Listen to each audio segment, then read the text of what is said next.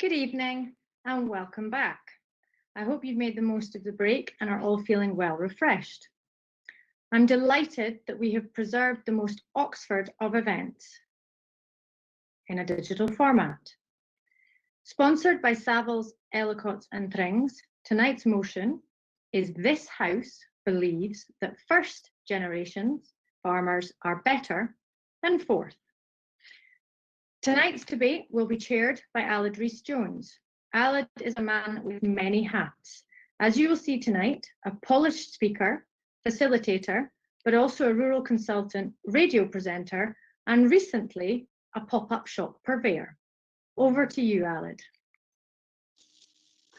Thank you very much, Sally. Well, good evening, ladies and gentlemen. It's an absolute pleasure to chair tonight's debate. And whilst we're sadly not in the illustrious surroundings of the famous debating chamber of the Oxford Union, to bring you the usual lively speeches and good humour to the comfort of your home.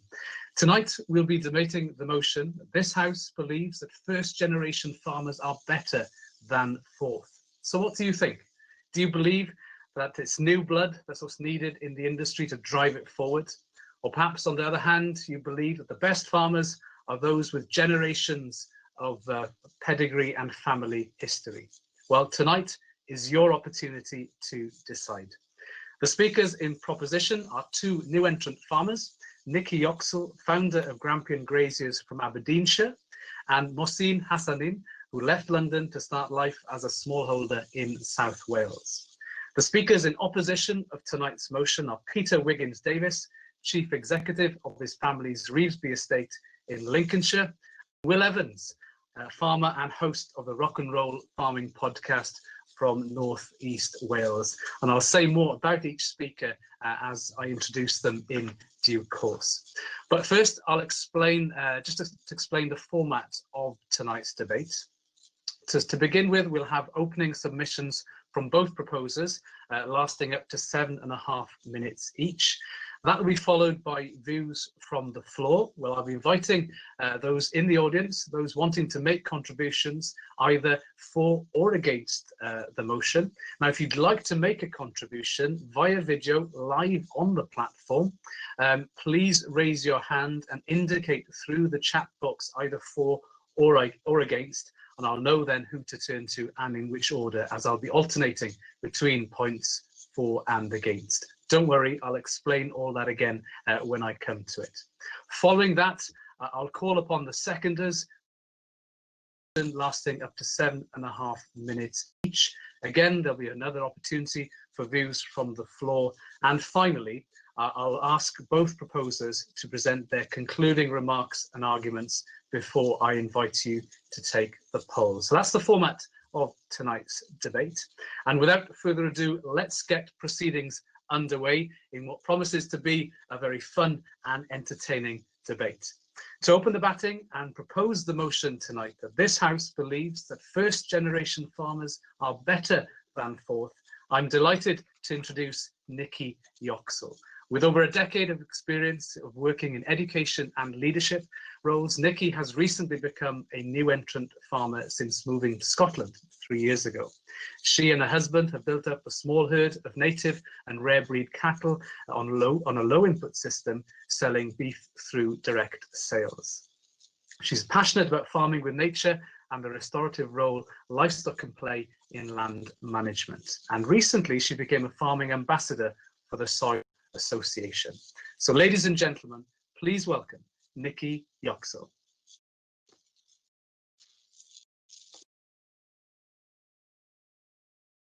Many thanks, Aled, and good evening, ladies and gentlemen.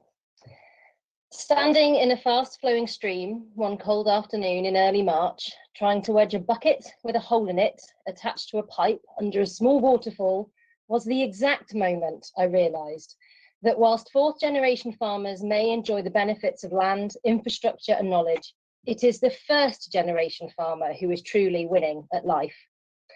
I'm sure there must be benefits to being the latest in a long line of farmers who have toiled for years to bring us here to this point, this tipping point in agriculture, where science tells us we cannot continue as we have been. But I'm sure we shall hear about those benefits from my esteemed colleagues opposing the motion. However, it is my belief that the first generation farmer, no, the first generation mindset farmer is much better than the fourth. There are 4 key reasons why this is the case: curiosity, creativity, collaboration, and diversity. Let me first take curiosity. And in the words of venerated writer and activist Rob Hopkins, this involves moving from what is to what if. In his book, The Mayor of Paris reflects that day after day, week after week, the climate is changing and biodiversity is fading away. But Hopkins tells us that we have the power to change this by unleashing our collective imagination, harnessing curiosity, asking difficult questions. We can remake our societies for the benefit of nature and humankind.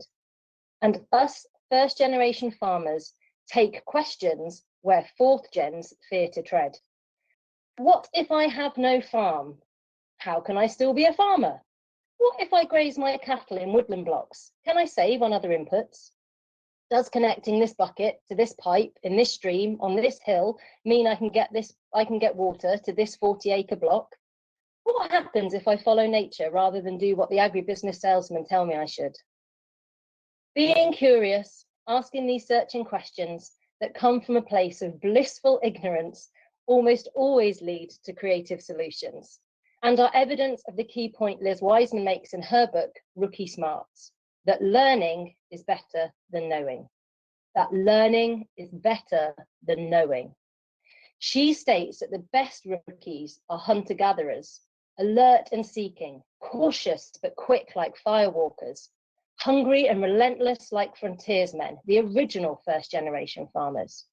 To paraphrase a quote of journalist Warren Berger, knowing the answers will help you in ag college, knowing how to question will help you in farm life.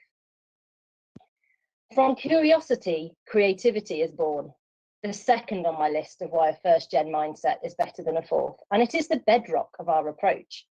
Lack of access to tenancies, the extortionate price of land artificially raised by inherited wealth.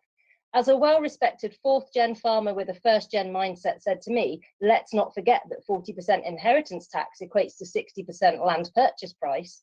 We have to be creative just to find land to farm, let alone how we then go about running our farming enterprises.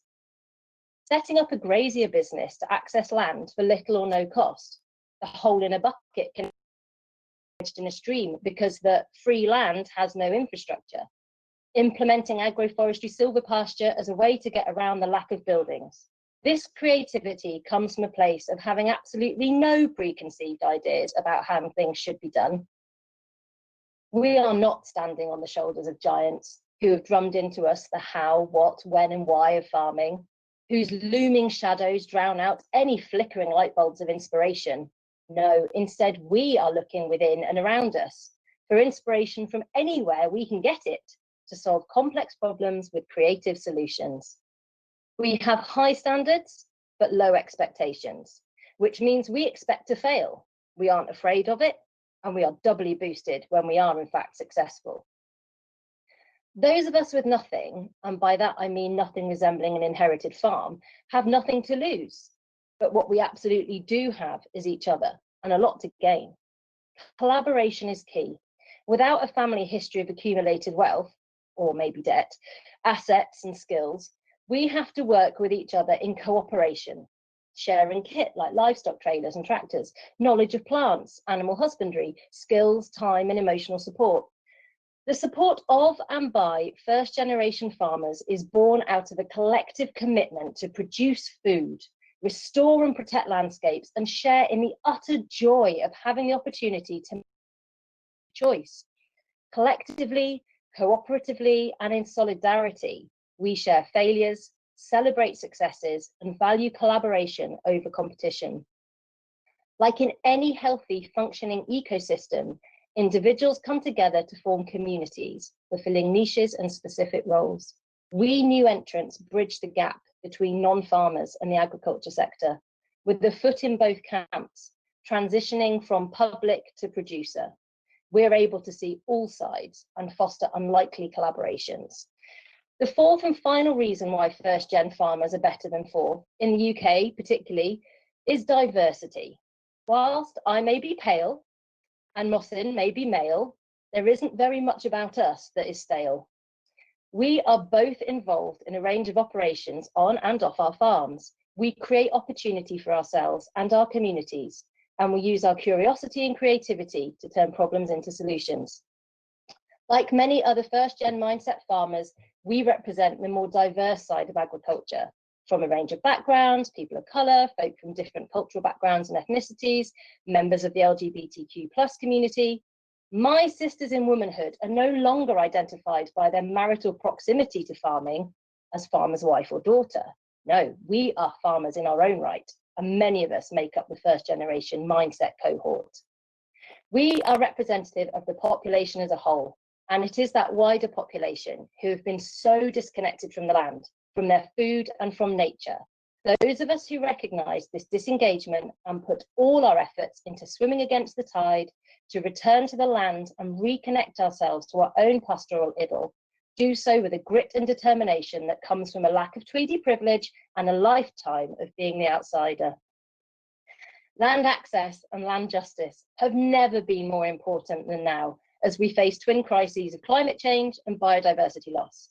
The answers to these wicked problems lie in diversity of thought, diversity of representation, and an openness to the new, different, and what may previously have been labelled other. Let me finish by making clear that even the government recognises the benefit of first-generation farmers, and I quote, "New entrants, often considered more innovative and likely to invest and adopt new technologies and techniques, are essential for the long-term sustainability of the farming industry. For many of us, to start out in this sector often means to be financially poor, but we consider ourselves to be rich beyond measure, unencumbered by expectation, repeated practice. That's how it's always been. We are not interested in tracing our roots back to the Norman conquest or celebrating the fact that some dodgy political allegiance 500 years ago landed us with thousands of acres of this green and pleasant land. No, we are looking to the future, to feeding our communities, restoring landscapes, and using every bit of curiosity, creativity, and collaboration our diverse gang can muster." Thank you very much, Nikki, for opening tonight's debate and proposing the motion. Speaking now in opposition, I call Peter Wiggins-Davies. Peter is the Chief Executive of his family's Revesby Estate, located in the heart of rural Lincolnshire. The estate has been in the family for over 300 years and operates across a diverse range of sectors, including growing, retail, property and investments. Having grown up working on the estate and studying agriculture and farm management at Harper Adams University, Peter couldn't imagine himself doing anything other than continuing the legacy of his family history and business.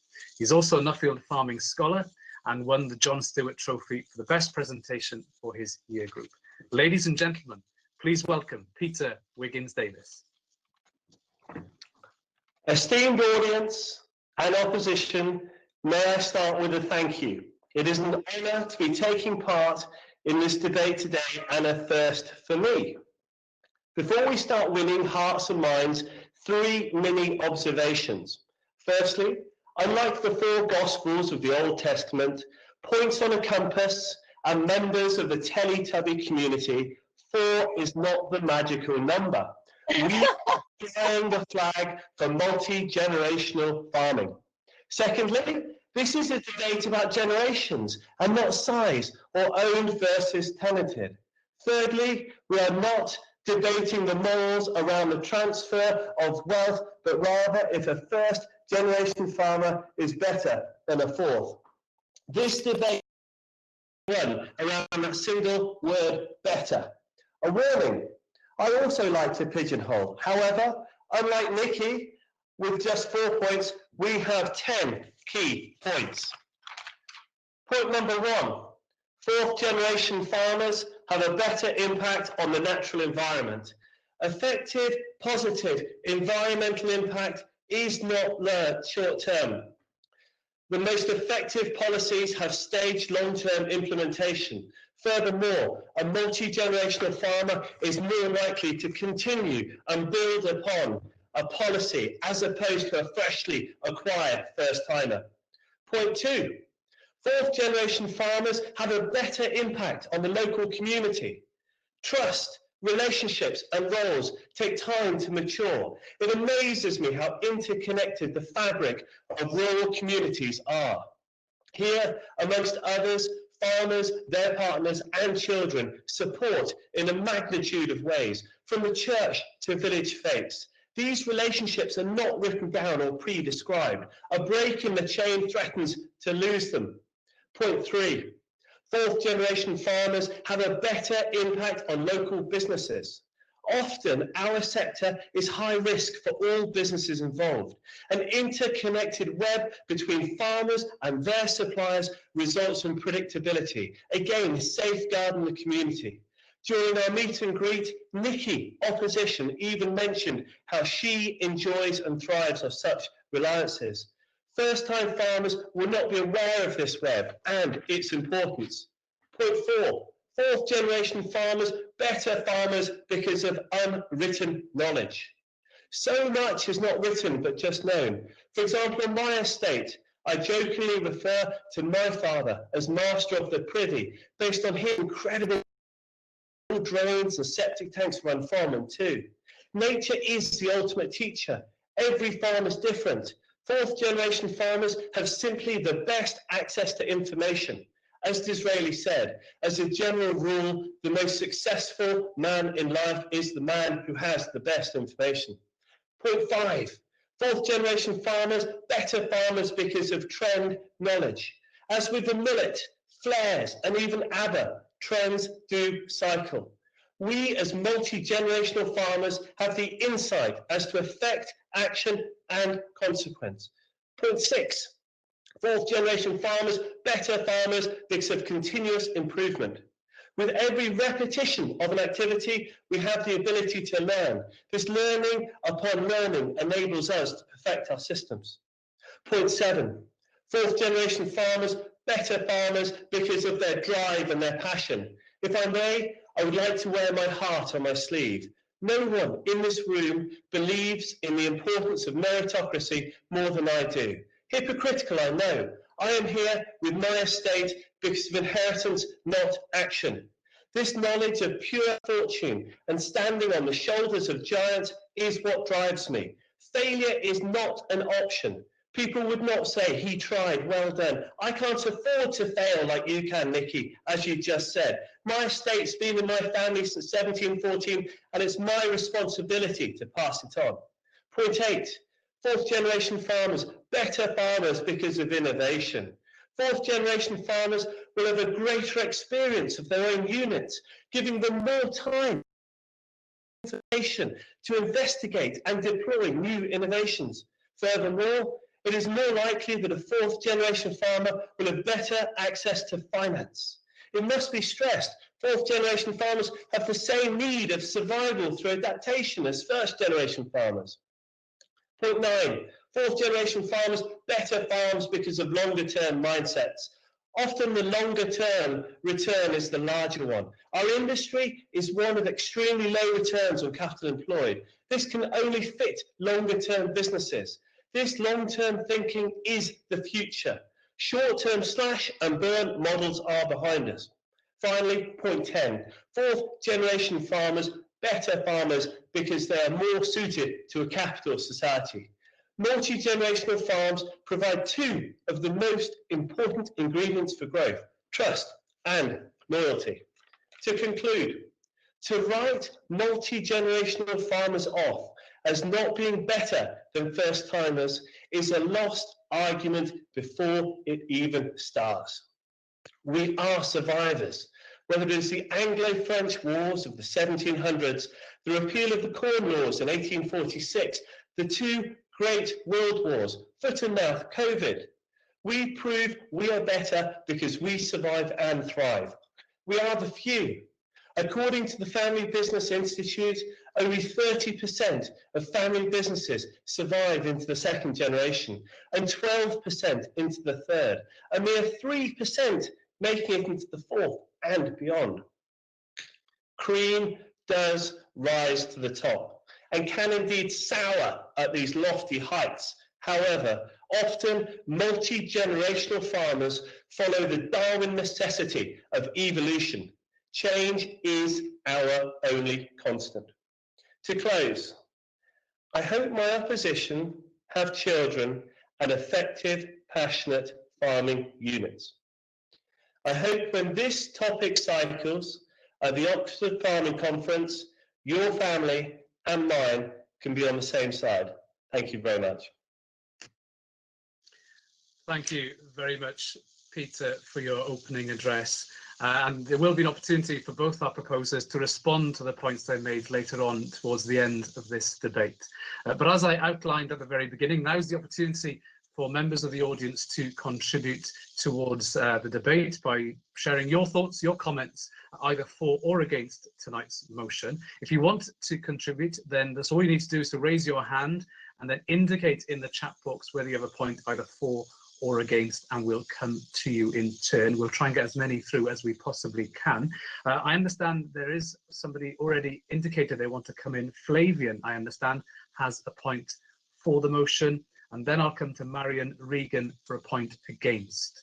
So if the wonderful people in the tech team can make magic happen and bring Flavian onto the screen, that would be wonderful.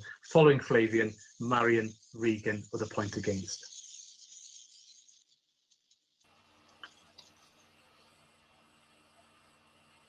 Can you hear it? Flavian, you're on. Yes. The floor's yours. Yes, good evening, everyone. Yeah, I am for the motion saying that first generation farmers are better than fourth, being a first generation farmer myself. The point Peter made there about fourth generation have a better impact on the environment than first generation. I'd like to say that Earth says otherwise, because as you've seen of late, with more talk about the climate change and being told that we have sort of around 60 harvests left, clearly history says that we haven't done well for the environment already. So clearly fourth generation farmers haven't done enough for the environment for them to be better for it than first generation. And just to finish the point with saying that fourth generation farmers were once first generation farmers. So if they weren't allowed to be first generation farmers to get to fourth, how would they be at fourth? So we have to start somewhere. You can't say fourth generation farmers are better than first when you yourself started somewhere. So as numerical order, it goes 1, 2, 3, 4. You don't start at 4. So that's why first generation farmers have got to be better than fourth. Thank you very much, Flavian. Thank you for your contribution. We want to try and get as many through as we possibly can. Thank you, Diolch.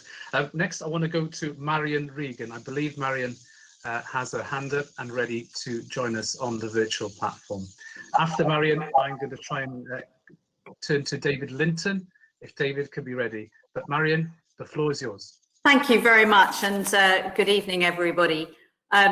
I wish to make a brief point against the motion. As a fourth generation farmer myself, that's not where I'm coming from. I think we have to be careful what we wish for, because this is nothing less than an attack on family businesses and family farming businesses, which are actually the backbone of UK farming. And I, for one, would be sorry to see the corporatisation of UK agriculture, which might well be the unintended consequence of this sentiment. Now, I think we definitely need good routes in for new entrants, and we need new mindsets and new entrants, and we also need routes for people to retire. But I also think, even though we don't always get succession right in family businesses, they are very much the lifeblood of our countryside. Most businesses in the UK are family owned, but it is particularly in farming that the accumulated experience and shared endeavour between generations adds so much to the management of each hectare of our countryside. And I think it's irrelevant whether you're a farmer owner or a tenant farmer, because each generation has a certain loyalty to the landscape, which actually encourages the good stewardship and indeed provides a fertile ground for the mindset that Nikki very acutely described. So I'm speaking against the motion because I think we have to protect family businesses and the ability to hand down that loyalty to the landscape between generations. Thank you very much, Marion, for your contribution there. I believe David Linton is ready with an observation or a comment for tonight's motion. And after David, I'll turn to Amy Budge. So David Linton just to follow next, and then Amy Budge. Anybody else wants to make a contribution, please raise your hand and indicate in the chat box. If we fail to come round to you at this time, at this opportunity of opening the floor, I'll do my best to come to you in the second window. But David, I think, is joining us. David, over to you. Good evening, everybody. And just to say thanks to the council for a cracking afternoon today. It's actually my 30th year of being at Oxford, 15 as a banker and 15 as a first generation farmer. So I've seen both sides of the debate. Obviously it's the first time in front of a screen. I will also say it's my first, it's the first time for my dog to be at Oxford. She's been sitting in the office all day listening. And I do have to tell you that for whatever reason, when the Secretary of State was speaking this morning, she was violently sick. Not sure why, but I have reassured her that she's not subject to genetic engineering. Okay, so on to the debate. We all know examples of great first generation and fourth generation farmers if you've been in the industry. And you only have to look no further than Oxford Farming Conference to the Inspired Farmer sessions over the years. And we've had some cracking fourth generation farmers. We've had some cracking first generation farmers, and I'm sure there's four of our main speakers tonight fall into those categories. But of course, we have first generation and fourth generation failures as well. And, you know, you can categorize these into the first generation, starry-eyed, maybe with a flimsy... 20 seconds, David. I'm sorry to hurry you. 20 seconds, and then we have to turn. Sorry. And then we have a fourth generation who are a bit silver-spooned, no business understanding, even after 3 years at Cirencester. But on a low probability, the hunger and knowledge will be there for the first generation farmer. So it's a really no-brainer to support the motion. And I would say, what message are we sending out to scholars if we don't support the motion? Thank you. Thank you, David, for your point there. I want to come to Amy Budge next, and then we'll go on to the seconders. Amy Budge, and then those who've indicated they want to speak, I will try my best to come to you the second time we open the floor. But Amy Budge has a point against the motion, and then we'll move on to our seconders. I can see Amy here. Over to you. And keep your point short and brief. Thank you. Hello, I would like to oppose the motion for tonight. As being a fifth generation farmer, I've come into farming with a really strong community feel with me through the reputation that my family has built up through the years and the trust of our neighbours to be there to help us. I just don't believe the first time farmers have that. And you don't get to say, oh, it's always been done that way. Brilliant. Thank you very much, Amy there. So I'll have to draw that element of the debate to a close, but we will be opening the floor for more contributions later. Please do continue to indicate your willingness to take part, and we'll do our best to get to as many people as we can and as time allows. But we're now going to move on to the supporting speeches from our seconders, starting with Muhsen Hassanin speaking in favour of the motion. Muhsen is a smallholder who runs Harmony Farm near Pontypool in South Wales. He left his long-term job in London and moved his whole family to the Welsh Valleys 2 years ago to live a more sustainable life. The partner in Abraham Organics, a halal and organic meat company based in Keston in Kent, one of the few companies that provide halal meat and poultry that have been raised ethically. Ladies and gentlemen, please welcome Muhsen Hassanin.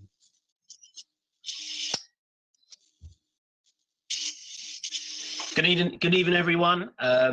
Ladies and gentlemen, the whole frame of this debate had me uneasy right from the beginning, because I've had beautiful experiences with fourth generation farmers and very beautiful experiences with first generation. But I had to pick a side. So today, I did pick the first generation farmer, as I've got so much to speak about with my experiences coming from London, being from an ethnic minority, and moving into the countryside and having to deal with all of that kind of experience, because there is a social side to farming, and there is an entry point to farming that a lot of people seem to have missed in the previous debate. Nikki touched on it a little bit, but the reality is that I came into farming through the permaculture movement, and I could just say the word permaculture and farmers would do a backflip talking about how that's not real farming, that's nothing to do with farming, that's just a bunch of people trying to run courses and all this kind of stuff. And the reality of permaculture is permanent agriculture. It's about learning how to go with natural systems to design farming practices that contribute back to the soil. And the extractive understanding of the previous generations of farming that's happened since the 17th century, since the 16th century, is failing. We are in a situation where agriculture is extractive. It is very dependent on inputs, and it's dependent on finance and debt. And a low input system of farming has to be what we're pushing forward. The books I read and the videos that I watched and the internet research that I did to get myself into farming didn't even mention, it wasn't inviting the same way as the permaculture movement was. But very quickly, I had a realization when I got to this piece of land here, that there is a mindset that you can only do a certain thing because of how it's been done before. And I've had to battle with that with my neighbors who, although I do my own thing, I'm very, very dependent on their understanding of my farm, of their understanding of the environment that I'm part of, and I've had to depend on them for all sorts of things. And I had to rub up against that, and I felt that this was, although it's entrenched in their view that that's not going to work, and that's not going to work, and this ain't going to work, and that's not going to work. I did believe that I was up against a negative mindset. An example of that was when I first came, I had a few ideas of what I wanted to do, and I presented it to one of my neighbors who's been there 50 years, and he's inherited the farm for about 200 years. He's had that farm. And he said to me, that's not going to work. All you can do here is run sheep, so you better get a dog and train it. So very, very quickly, I was put off the idea of doing absolutely anything else apart from sheep. Now, sheep have not been a part of this farm at all. And now we're raising goats, cattle, small amount. I've got 26 acres that we raise on cattle. I have developed a glamping hosting business. I've diversified, and I've shown that is actually not the way to run this farm. And this is the kind of thing that I think a lot of first generation farmers are nervous about. Nikki touched on that quite abruptly and quite firmly, which we've been talking, and she didn't sound as scary as she did with her points this time round. But that standing in the stream with a bucket is exactly the metaphor. It's like, the amount of things that you have to do and learn and have that curiosity about when you're on a farm that would have just been rubbed out if you just listen to the advice of the people around you. And I also want to say something about what the contribution of fourth generation farmers is as well. At the end of the day, we are standing on their shoulders of experience, but we can't be steered in the same direction. We have to think differently. We have to face the challenges of today. A lot of the farms that I've been to that were fourth generation or third generation farmers had many systems in place that were just too dependent on machinery and too dependent on individuals working those machines. And I'm a very people-based farmer. My farming neighbours don't he even apologized for being rude. He said, I only speak to sheep on a regular basis. So I'm very upset about, I come across that, if I come across any rude, don't be upset, don't be offended. And I said to them, look, you know, I don't see myself running a farm like this. And I've had the scouts here, I've had family groups, community groups, people come here to contribute and to enjoy the farm. And that's a big part of what I do, the transparency of my farm. Let them see what goes on the farm. Let them see the negative things that happen on the farm, the failures and the successes. And that I believe wasn't so much, it wasn't present so much in the farms that I tried to access when I first started to get into this. A lot of the courses that I did and that I learned from, and all the farms that I went to were first generation farms who put their farms out there to get more people interested in farming. And that's something that I think is missed in the farming community. They did a better marketing job. First generation farmers did a better marketing job in getting me interested in farming, and now I'm contributing to my community. I'm contributing to my the land here. I've planted over 15,000 trees on the farm.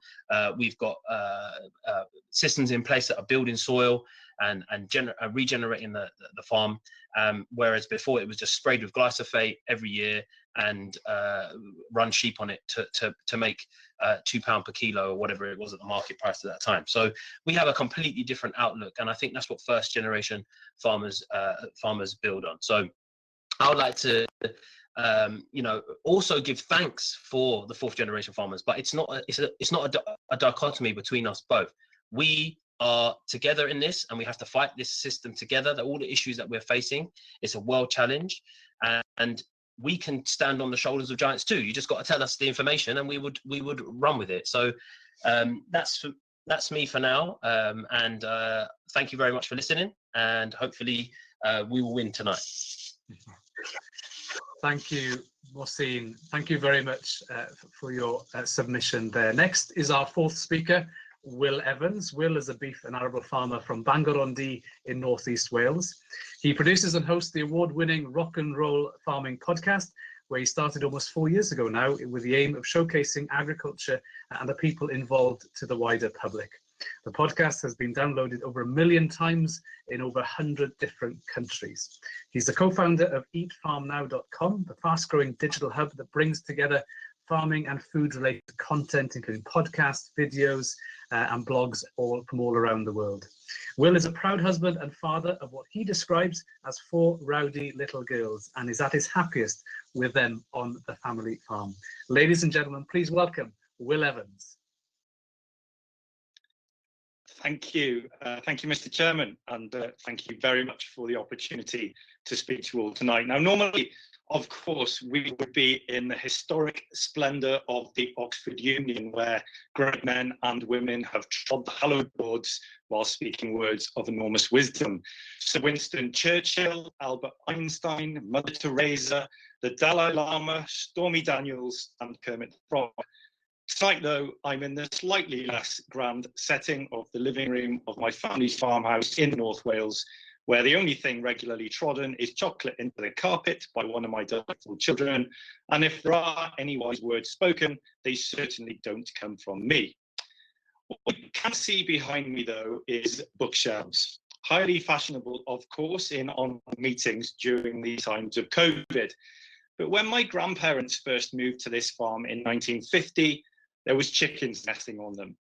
The old bachelor who occupied the house previously, the last 7 generations of his family to farm here, a great war veteran who'd never truly got over his experiences in France, had ended up living in one room of the house, and the rest had gone to rack and ruin, the land overgrown and unproductive at a time when food was desperately needed. 71 years later, when I walk around the farm with my children, the 4th generation of the family to live here, I see the trees my grandfather planted and walk upon the soil that he spent his life working to improve. I see the drains that my father installed decades ago running freely, and appreciate his foresight in investing in a modern system and buildings fit for the next generation to run a successful farming business from. I know where the wild primroses appear in spring, I know where the hares run, and I know the ancient field names. I can walk along the trackway that's been there since Roman times. I can point out the spot where a metal detectorist found a silver denarius coin a few years ago. And I know the place, one of our neighbours' fields, where 4 of Cromwell's Roundhead soldiers reputedly lie. Does anyone else know this information? I doubt it. And that's the point that I'm making. Without multi-generational farming families, the priceless social history of this farm and the people that have inhabited it for thousands of years, like countless others across these islands, would be lost to the ages. And what a terrible tragedy that would be. Here in Wales, there is also the matter of the language, Cymraeg, spoken in Britain for 4,000 years. J.R.R. Tolkien described it memorably as something ancient that has to be preserved and passed on. Welsh is of this soil, this island, the senior language of the men of Britain. And the reason that this most precious of all things has indeed been passed on is solely down to multi-generational farming families who stubbornly clung on to it throughout the centuries, even in the darkest of times when the English authorities banned the speaking of it and harshly punished those who disobeyed, right through to today when 43% of agricultural workers speak Welsh compared to 19% of the general population. A few years ago, my father and I spent an afternoon looking for the graves of our ancestors several miles west of here in a large and very old abandoned cemetery, the chapel that once accompanied it is long gone. We managed to find several generations of the Evan family going back to the early 1700s, all of whom farmed just a mile down the road from there. The headstones were in various states of disrepair, and some were hard to read, but the one thing that they had in common was their names and the name of their farm. Despite everything they went through in their lives, all their accomplishments and achievements, their losses and their loves, when it came down to their names and the name of their farm. If I look just south of here on a clear day, I can see the church tower in our local village where my grandparents buried. What's on their stone? Their names and the names of this farm that they arrived all those years ago, with little else other than hopes, dreams, and a fierce will to make a life for themselves. This is what it means to us. However, there are those amongst first-generation farmers who criticise us. When they're not pending to their Instagram accounts and informing their followers which company they're a brand ambassador for today, they point to us and claim that we haven't innovated and moved with the times, that our practices have damaged the environment, and we've been happy to just sit back claiming fat statistics. But they seldom mention events like the BSE crisis, salmonella, the horror of foot and mouth, the wild fluctuations in commodity prices in recent years, the ongoing battle against TB and its devastating consequences, and the mental health crisis that's gripping our communities. In my mind, if your family business has come through all of this, you deserve some respect.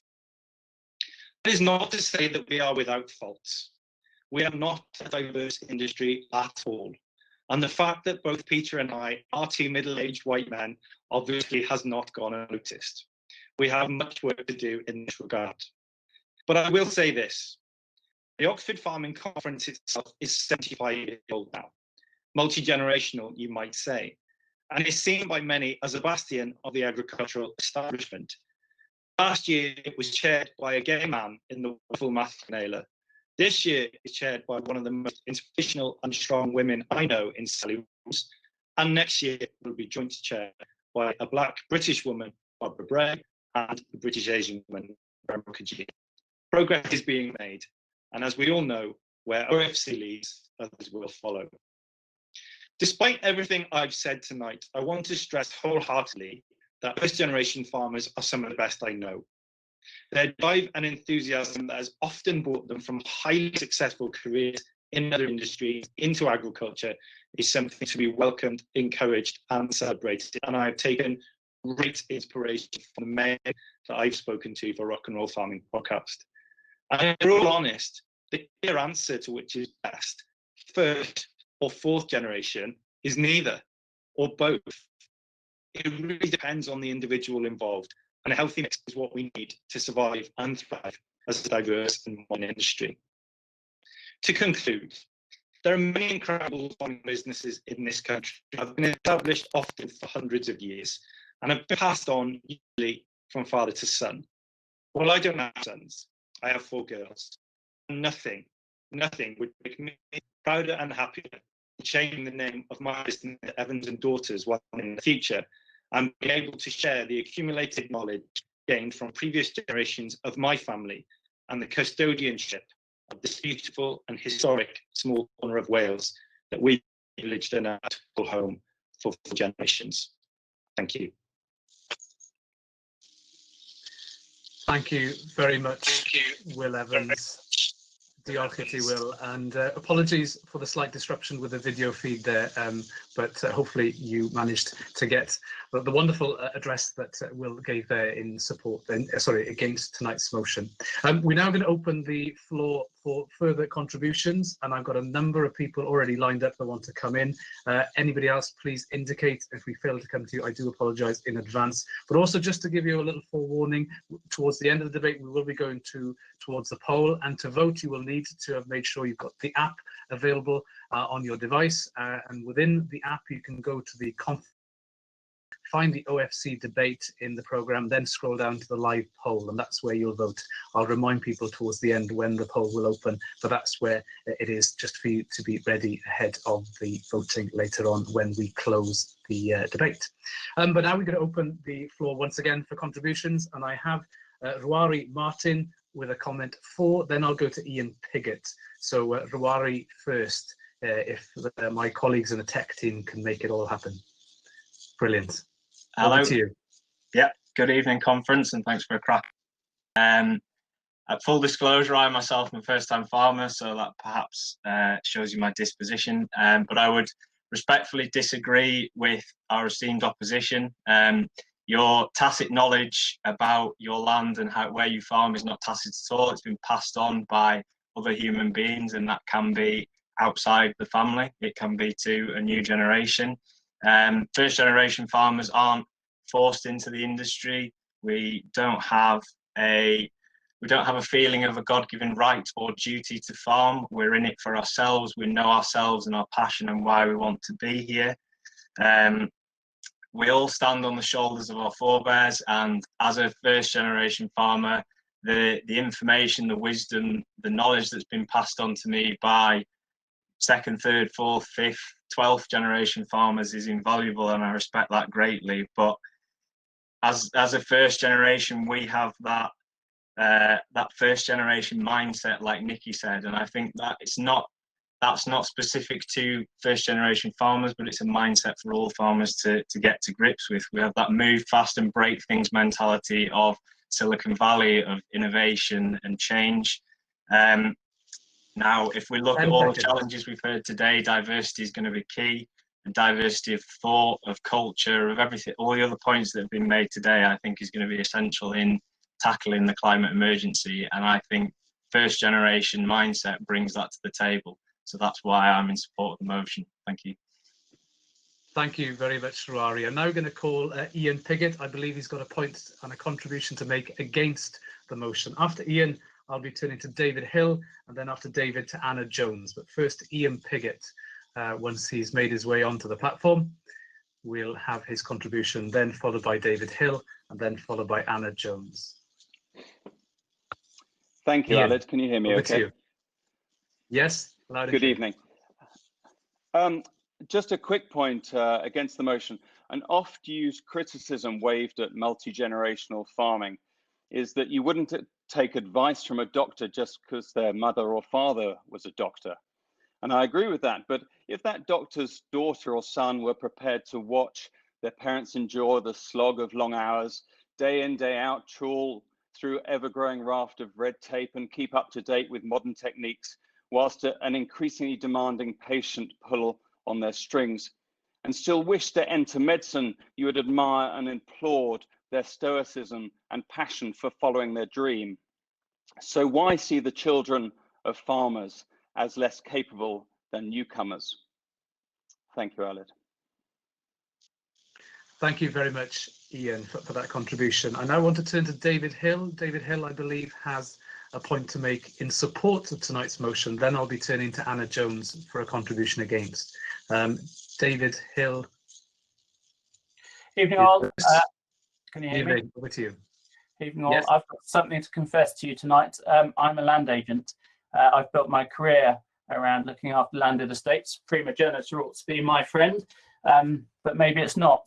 There's a well-known saying, which is the first generation makes it, second generation maintains it, and the third generation blows it. That's the polite version anyway. The fourth generation doesn't even get a mention, but they must be lucky. What we need to know is that first generations make what the fourth generations get. So my lords, ladies and gentlemen, without a first generation farmer, there is no fourth generation farmer. So I suggest we support the motion. Thank you, David. Now I want to call Anna Jones to the platform. Anna Jones, and if there's any further contributions for, please indicate in the chat box. But Anna, I can see has joined us. Over to you. Hello, Aled. I am on the fence this evening. What an impossible choice. But to help me come to a decision, I called upon the story of the frog that slowly dies without even knowing as the cold water gradually boils around them. And while the frog that jumps into the boiling water immediately jumps out again and survives. And as a woman from at least 6 generations of farmers, I wonder if the 4th generation farmer is the slowly dying frog as the world changes around them. Or is the 1st generation farmer the frog who survives, but also jumps at the first sign of trouble? Now, it's an impossible choice, but I would be a traitor to my ancestors if I supported this motion, so I'm opposed.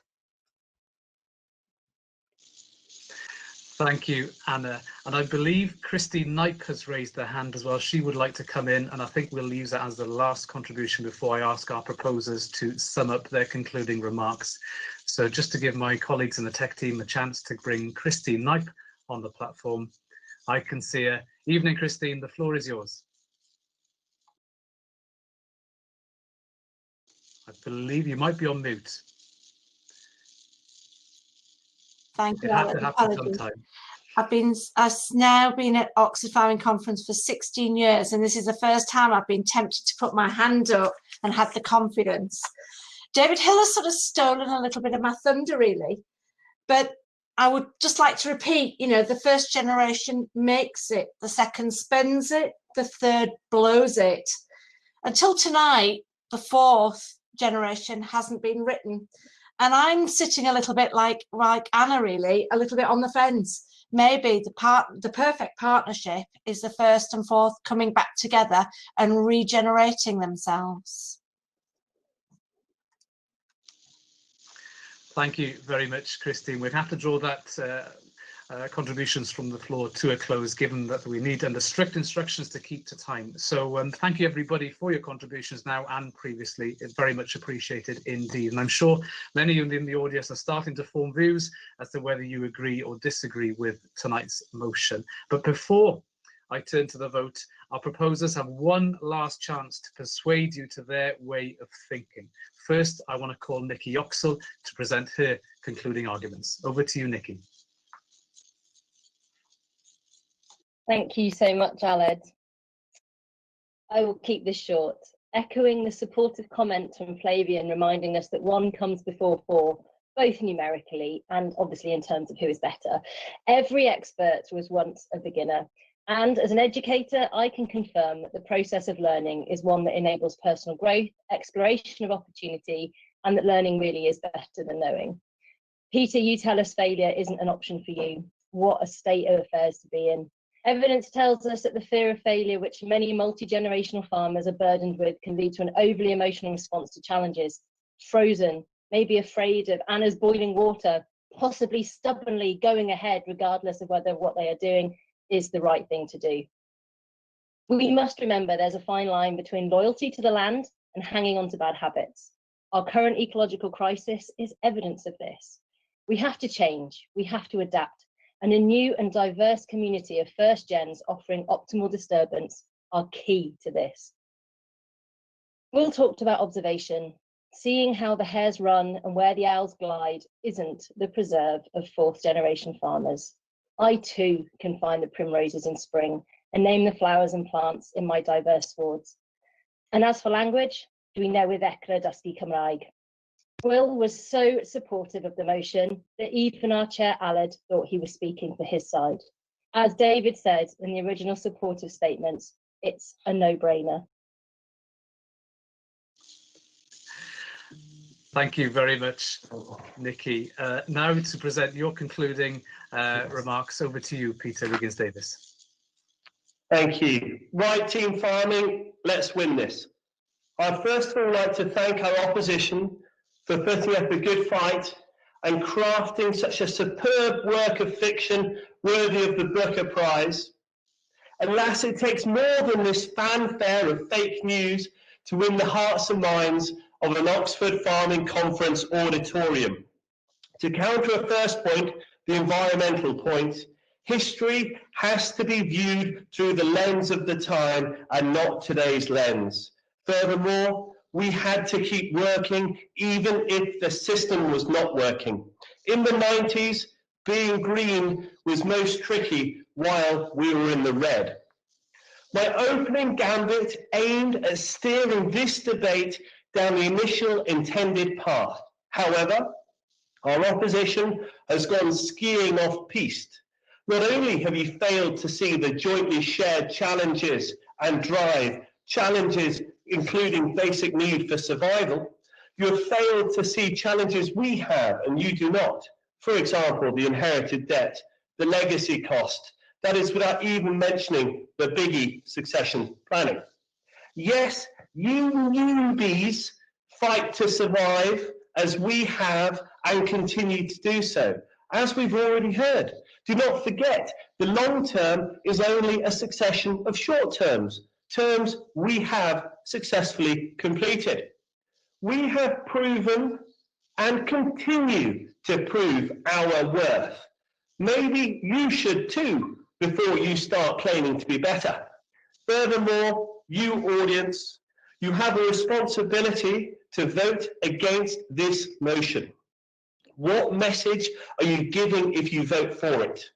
You are telling the wider world we are a degenerative sector, a sector which needs sharp, extensive, external intervention to out the old and bring in the new. A warning, industry influences, including politicians, will be privy to your votes to make them good. We don't want to get more.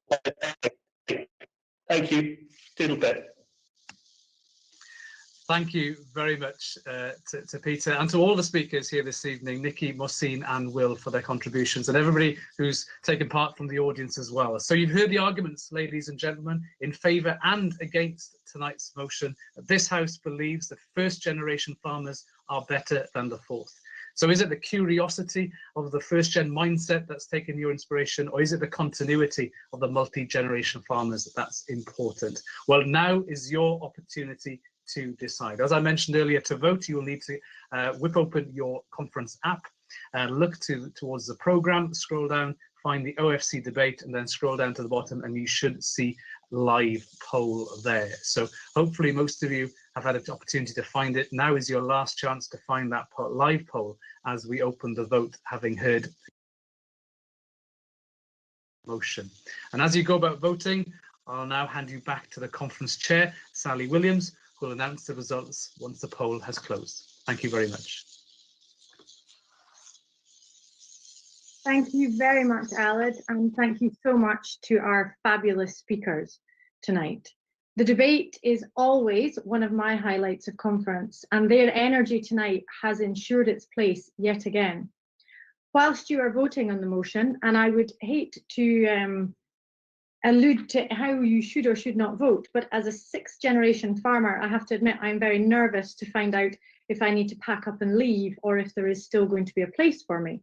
But while you are voting, I would like to take this opportunity to pay tribute to all the speakers who have contributed to OFC throughout the year.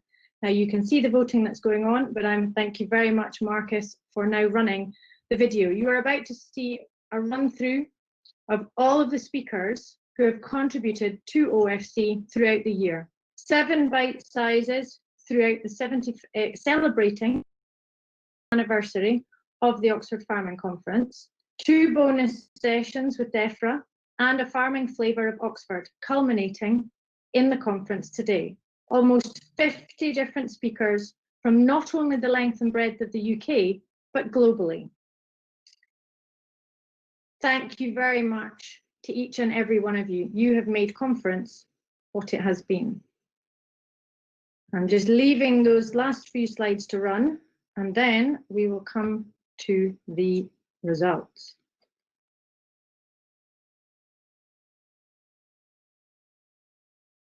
And there you have it, ladies and gentlemen. The ayes at 58% and nays at 42%. So the ayes have it and the motion is carried. This House believes that first generation farmers are better than fourth. That draws today's conference, Business as Unusual, to a close. And clearly it brings my career to a close as well. So thank you so much to those of you who have voted. Thank you to everybody who has voted, who has been involved at every level. We're here because of you, and I can't wait to see you in person at OFC 22. Thank you for joining us. All the best. Good night and bye-bye.